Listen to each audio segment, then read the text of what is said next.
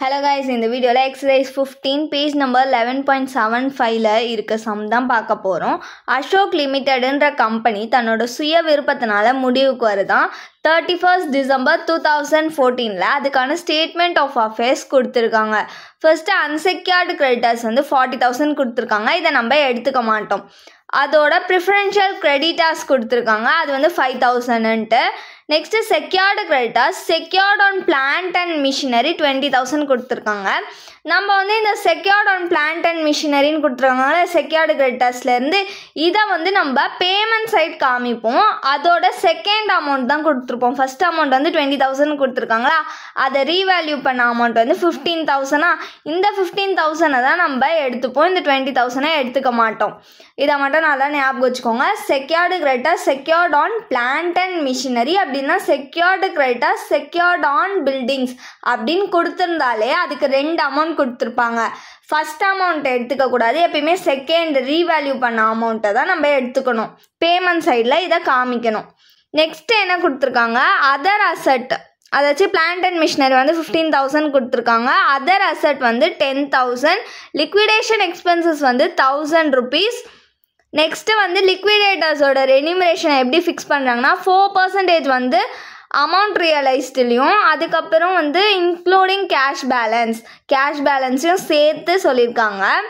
2% unsecured கிரெடிட்டர்ஸ்க்கு including preferential கிரெடிட்டர்ஸ்க்கும் 2%. Next நம்மள லிக்விடேட்டர்ஸோட final ஸ்டேட்மெண்ட்டை prepare பண்ண சொல்கிறாங்க. சம்குள்ளே போகலாமா? லிக்விடேட்டர்ஸோட ஃபைனல் ஸ்டேட்மெண்ட்டை நம்ம டபுள் சைட் ப்ரிப்பேர் பண்ணுவோம். ஒன்று ரெசிப்ட் சைடு, இன்னொன்று பேமெண்ட் சைடு. ஃபஸ்ட்டு நம்ம ரெசிப்ட் சைடு பார்க்கலாம். ஃபஸ்ட்டு ரெசிப்ட் சைடில் 2 அசட் ரியலைஸ்டு, அதுக்கு கீழே பிளான்ட் அண்ட் மிஷினரி கொடுத்துருக்காங்க.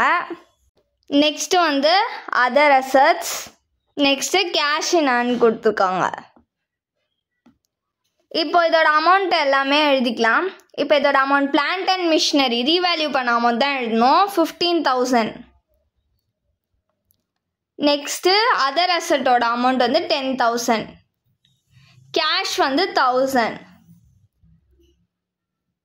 இப்போ இது எல்லாத்தையும் ஆட் பண்ணோன்னா நம்மளுக்கு 26,000 கிடைக்கும். அதான் அவுட்டர் காலமில் போட்டுக்கலாம். நெக்ஸ்ட்டு ரெசிப்ட் சைடு வேறு எதுவுமே கொடுக்கல. ஸோ நம்ம நெக்ஸ்ட்டு பேமெண்ட் சைடு என்டர் பண்ணிக்கலாம். லீகல் சார்ஜஸ் கொடுக்கல. ஸோ ஜஸ்ட் ஐஃபன் போட்டுக்கோங்க. பை லிக்விடேட்டர்ஸ் ரென்யூமரேஷன், இதுக்கு கீழே ஆன் அசட் ரியலைஸ்டு,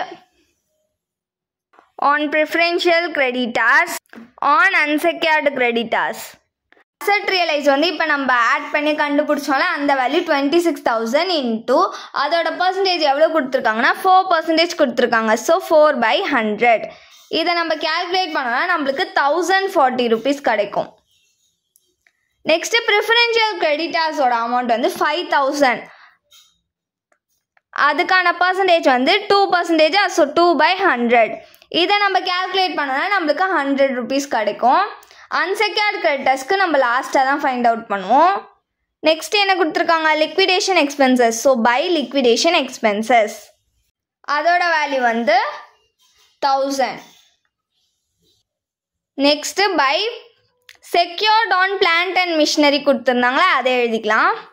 அதோட வேல்யூ எவ்வளோ கொடுத்துருக்காங்கன்னா 15,000. செகண்ட் அமௌண்ட்டை தான் நம்ம எடுத்துக்கணும் எப்பயுமே. நெக்ஸ்ட்டு பை ப்ரிஃபரன்ஷியல் கிரெடிட்டர்ஸ், இதோட அமௌண்ட் 5,000.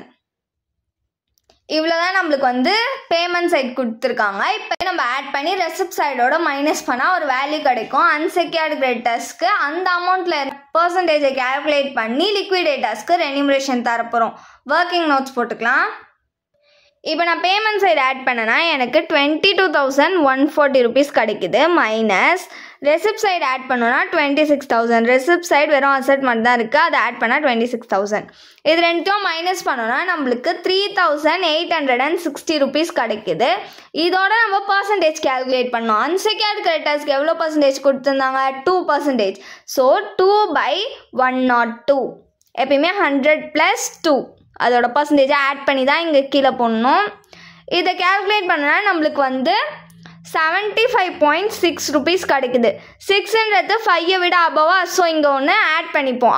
அப்போ 76 ஆகிடுமா. இதை எடுத்துகிட்டு போய் அங்கே சப்ஸ்டியூட் பண்ணிக்கலாம். எவ்வளோ கிடச்சிச்சு 76 ருபீஸா. இது எல்லாத்தையும் ஆட் பண்ணால் நம்மளுக்கு 1216 ருபீஸ் கிடைக்கும். இப்போ நம்மளுக்கு பேமெண்ட் சைடு எல்லாமே கிடச்சிச்சு. இதை திரும்ப ஆட் பண்ணி நம்ம வந்து ரெசிப்ட் சைடோட மைனஸ் பண்ணால் நம்மளுக்கு இந்த அன்செக்யூர்டு கிரெடிட்டர்ஸோட வேல்யூ கிடச்சிடும். இப்போ நான் பேமெண்ட் சைடு ஆட் பண்ணேன்னா எனக்கு 22,216 ருபீஸ் கிடைக்குது. மைனஸ் ரெசிப்ட் சைடு வந்து 26,000. இது ரெண்டையும் மைனஸ் பண்ணால் நம்மளுக்கு 3,784 ருபீஸ் கிடைக்குது. இதை எடுத்துகிட்டு போய் அங்கே சப்ஸ்டியூட் பண்ணிக்கலாம். எவ்வளோ கிடச்சிச்சு 3,784 ருபீஸ். இதை பாக்ஸ் போட்டு காமிச்சிக்கோங்க. பேமெண்ட் சைடு ஆட் பண்ணோன்னா நம்மளுக்கு 26,000 கிடைக்கும். ரெசிப்ட் சைடு ஆட் பண்ணால் 26,000. இப்போ ரெண்டு சைடுமே டேலி ஆயிடுச்சு. அவ்வளோதான் இந்த சம். தேங்க்யூ.